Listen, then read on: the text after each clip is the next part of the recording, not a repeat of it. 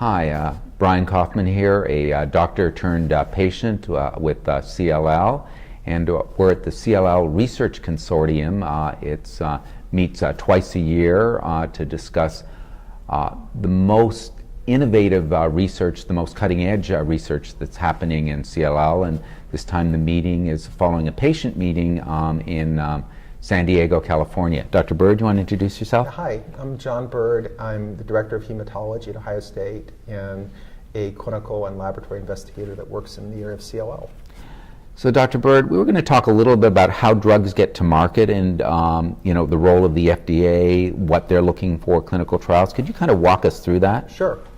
Well, I think the best example of this is what's been a golden year for past year for CLL, where we saw 4 drugs get approved: obinutuzumab, two CD20 antibodies, and the 2 kinase inhibitors, idelalisib and ibrutinib.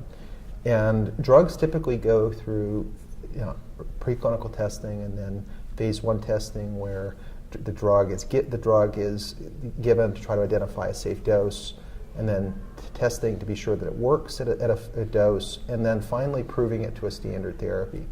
And that process has been very laborious, and often in the past, Brian, patients have heard, well, phase 1 studies are just patients.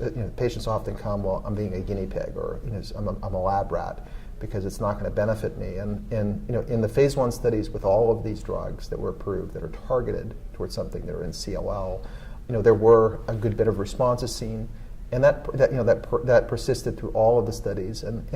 But this process takes a long time, and it's often up to 10 years. And let me ask you about the phase 1. Now, I know that especially because of some of the experience we've had with past drugs with tumor lysis and stuff, now the FDA is requiring that drugs start at even lower dosages to make sure that the safety is there.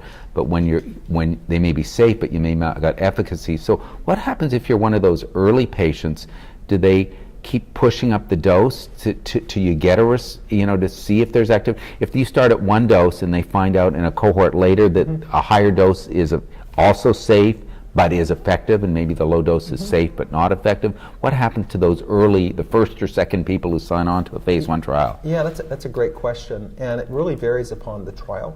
And it's something good for patients to ask at the very beginning, if they're going to go on to a phase 1 study with a new drug. Will there be the opportunity for the dose to be escalated, or to get access to the drug later, if it doesn't work at the low dose, and that they would get it later.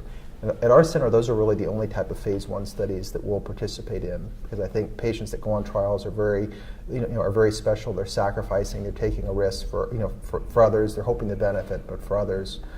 Yeah, and really, as I say, what's changed between chemotherapy and the targeted therapies is, like with ibrutinib, for instance, almost 2/3 of patients had a response in the phase 1 study, including people that were dosed in the very first group. Same thing with idelalisib. And so you can hope to gain benefit sometimes in phase 1, and asking how many people have been treated, what's been seen, and really just understanding. And I say I'm biased because I've heard about your website and the new organization you've started, but also your blog that you talk a lot about this, and learning as much as you can about a medicine you're going to receive before going on a trial is important.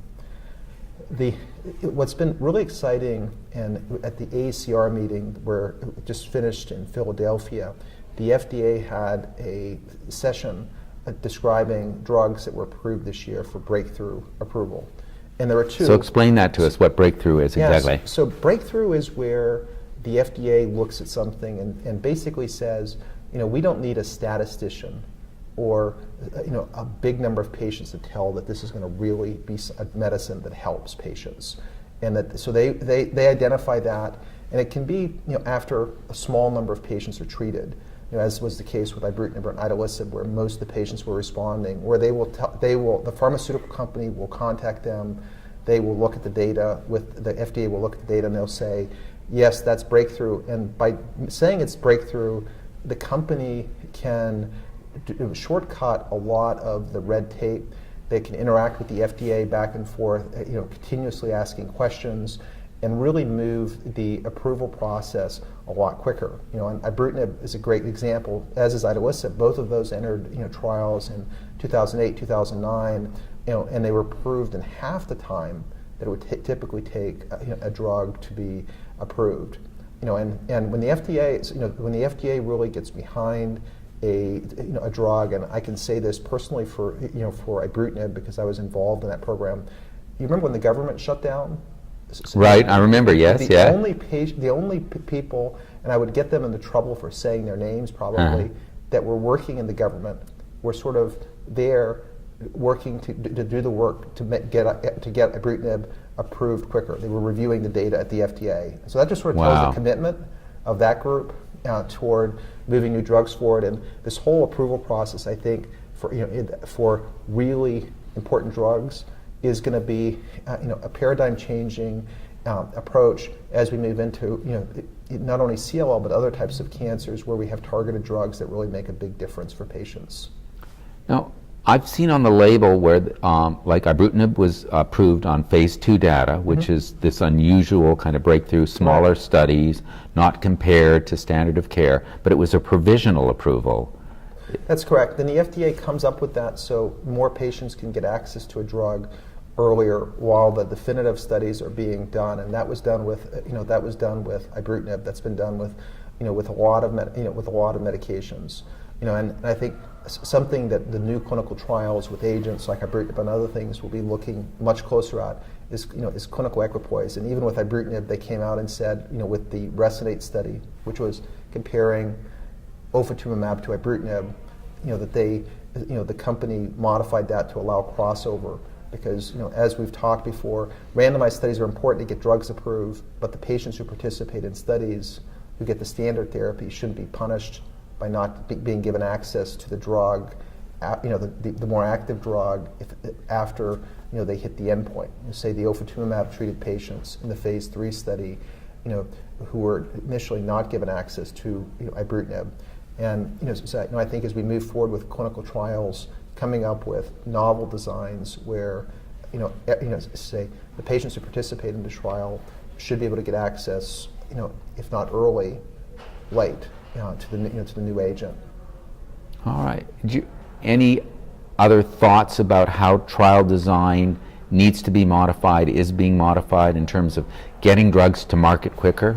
Yeah, one of the exciting things that's going to happen, I believe, in CLL with all of these new targeted drugs that we have, like ibrutinib, idelalisib, say venetoclax, obinutuzumab, is that there's going to be a move, just like with chemoimmunotherapy, to combine them.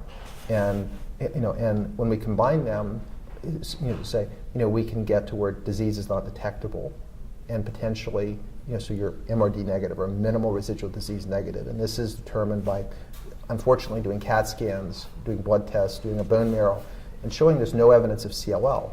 And if you hit that endpoint, say after therapy, then that's really, really predictive of that you're going to have a long-term remission. And the regulatory agencies, the EMA, and the FDA hasn't come out on a formal policy yet, but hopefully they will. But in trials, this has been accepted as a surrogate endpoint. That if you get to this point, you can get approval. So, because the challenge in CLL to getting new drugs approved, if we have really, really good drugs, is the trials are going to have to go for a really, really long time, and this gives a shorter endpoint, where we can learn, we can get new drugs approved, and move forward with, hopefully more effective treatment approaches that allow people to get off, potentially get off therapy in the future. So rather than looking for overall survival, which is what these trials were originally designed for, which can take really a long time to show that differential, especially if you're comparing to something like FCR, which has some pretty good overall survival, for certain subgroups. You're saying looking for MRD negativity as a surrogate endpoint, and whether the FDA will buy into that or not. I think they will. They've had a consensus meeting, and we're just waiting for the publication to come out. All right. Any final thoughts in terms of what you see happening with clinical trials and new emerging therapies? I think we're at a really exciting point in CLL, and every time we've talked, I think the last time we talked was at ASH. I keep waiting for the shoe to drop on these kinase inhibitors, and the data continue to look good. and as it does with other new therapies, and we're just there's never a good time to be diagnosed with CLL or another blood cancer, but we're really at a special place where most people, I think, are in the future going to be able to look forward to living with their CLL, and avoiding chemotherapy. All right, thanks, Dr. Byrd. Thanks. Thank you. Thanks.